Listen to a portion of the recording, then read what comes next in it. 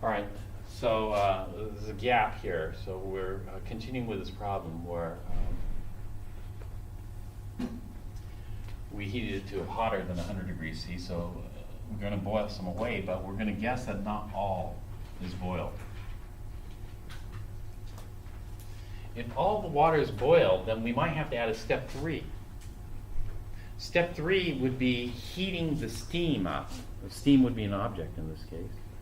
And we'd look up the specific heat of steam. What is the specific heat of steam?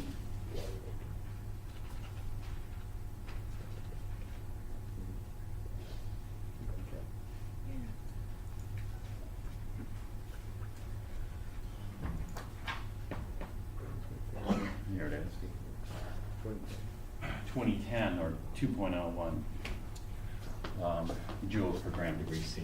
So we're going to assume we're going to stop here, but we can easily tell when we do the calculation, because if the calculation gives us a nonsensical result, then that's it. And so here the system is the same as we had before. It's going to be 500 grams of iron times the specific heat of iron. What was it, 0.46 joules per gram degree C times delta T. But you know what? I know my T final now. Yep. What's my T final? The iron and the water have got to be at the same temperature. And so the T final is 100 degrees C. T initial was 1,000 degrees C.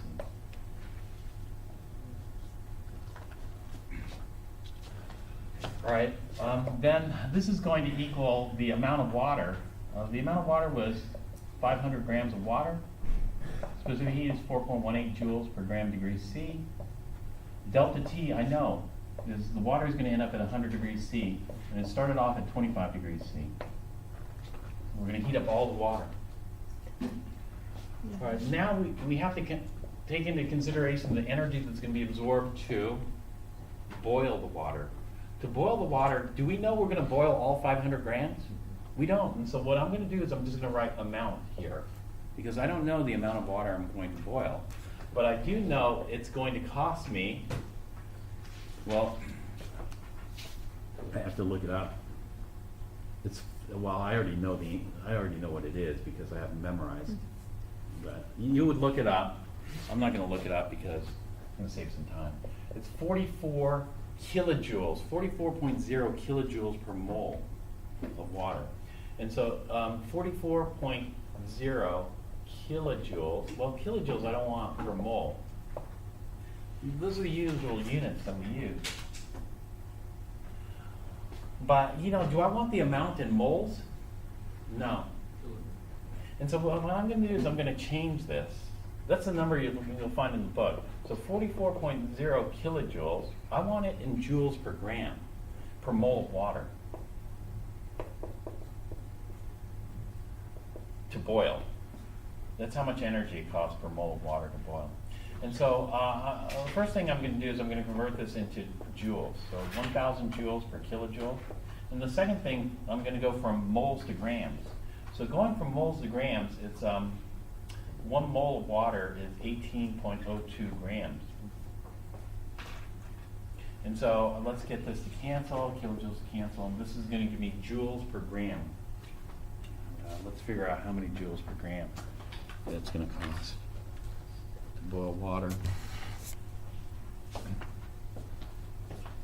So 44,000 divided by 1802. And it's going to cost me 2,441.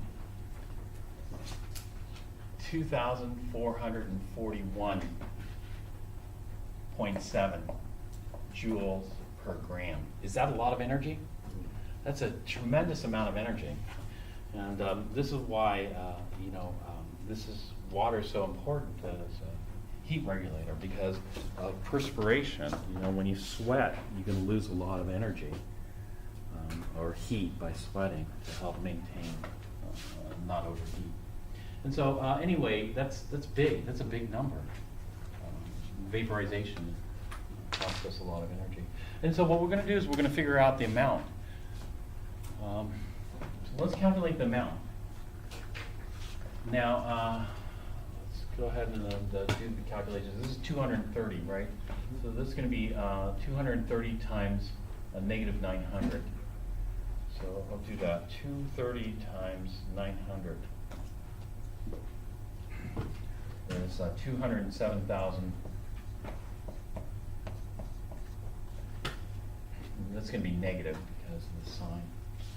And the units here are going to be in joules. Okay, actually, yeah, units are going to, well, no, I can cancel out the joules. Cancel it out on the other side. All right, so this is going to be 500 times 4.18 times 75. And so this is going to give me negative 156,750. Units cancel here as well, plus the amount. And I cancel out the joules, so we're just amount per gram. Actually, sorry, this has got to be negative because I got to carry the negative sign there. And so what I'll do is I'm going to add the amount per gram on both sides. So the amount per gram is equal to, then I'm going to add 207 to that. Oops. And I get 50,250.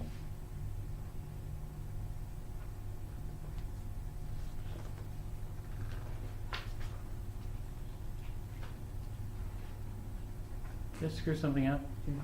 Oh, you know what I did? I forgot this. It's 2,441.7 per gram. So 2,441.7. And so let's take that divided by 2441.7, and we get the amount is equal to 20.57 grams of H2O liquid. And so out of the 500 grams of water that we started off with, we're going to boil off 20.5 grams worth of it. Now, what if the amount came greater than 500 grams? If the amount came out greater than 500 grams, then we would have to add a step 3. And the step 3 would be heating up the steam. The steam would have to get hotter. The steam would have to go from 100 degrees C to a higher temperature because we can't boil more than we have. Does that make sense? Yes. So this is more advanced, but it shows you the object versus process. And that's very important because what we're going to look at next, what we're going to look at next is reaction processes. We have 3 minutes left. And so you might go, how is combustion a constant temperature thing? And so let's look at another process, example of reaction.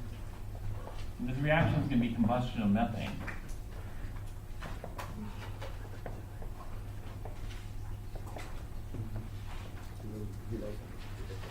If we look at the combustion of methane, it's very tricky. The combustion of methane, one thing we have to keep in mind is that combustion of methane, we start off with methane gas plus 2O2 gas. And this is what we call high energy mixture. It's a high energy mixture because it has a lot of potential energy. It has the potential energy to explode or to cause a flame or fire. And so this is a higher chemical potential energy than CO2 and water. CO2 and water is a lower energy than this. This is CO2 gas. And so when we go from methane to oxygen to CO2 and water, we go from high energy to low energy. Now, the energy we call U. U stands for what we call the total energy. And so we call that U initial, the total energy initial. In physics, the total energy is given by the sum of two energies. Do you know what the two energies are? The total energy in physics is given by the sum of this energy plus this energy. Yeah, potential and kinetic energy. And so the total energy is given by the sum of the potential energy plus the kinetic energy here. And so this would be the potential energy initial and the kinetic energy initial. When you do this reaction, okay, I'm going to start this reaction at 25 degrees C because, oops, what's going on here? Okay, because the air is at 25, let's say, and the methane's at 25. And so what we're going to say is that this is going to be at 25 degrees C. But you look at that reaction, is this still at 25 degrees C? No, not at all. This is very hot. Do you know what a methane air flame gets up to? It's like 800 degrees C.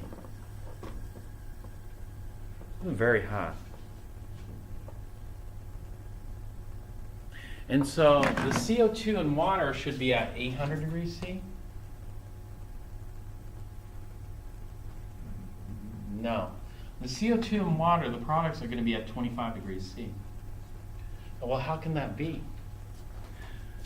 How can the CO2 in water be at 25 degrees C? Well, it's going to cool down. It's not going to stay hot forever, right? And so what happens is this reaction generates a lot of energy, but we wait. We wait for the CO2 in water to cool back down, and that means H2O is going to be a liquid because we're going to wait until it cools back down. But then you go, where did all that energy go? You know, there's a lot of heat. Where did all that heat go? The heat went into the surroundings. So our system is this. Our system is the combustion of methane.